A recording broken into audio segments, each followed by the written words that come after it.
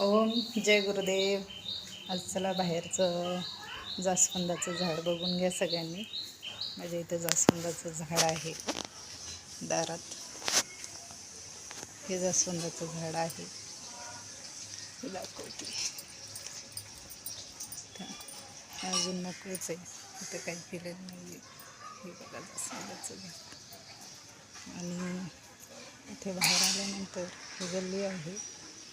इथून असं आतमध्ये हे इथं झाड आहे. अजून असंच आहे इथं, हे बघून घ्या.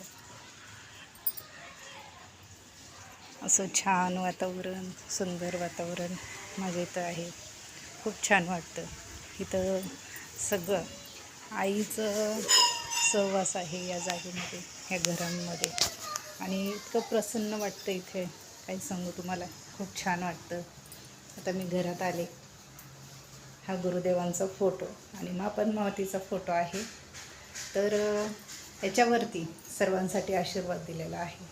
भगवान आपका भला करे, असं हे गुरुदेवांचं आशीर्वाद आहे.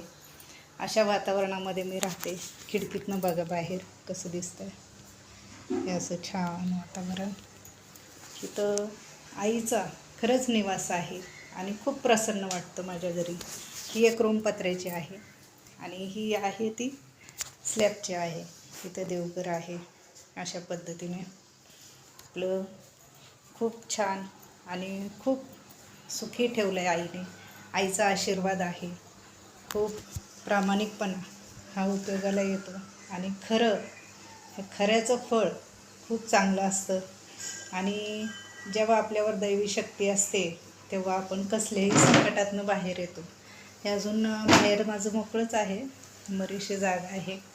होईल तेव्हा बघू, मोठं देवघर वगैरे करायचं आहे, ते कधी होईल तेव्हा. पण आता खूप छान आहे, सुखी आहे. ह्याच्यापेक्षा मोठं अजून काय पाहिजे.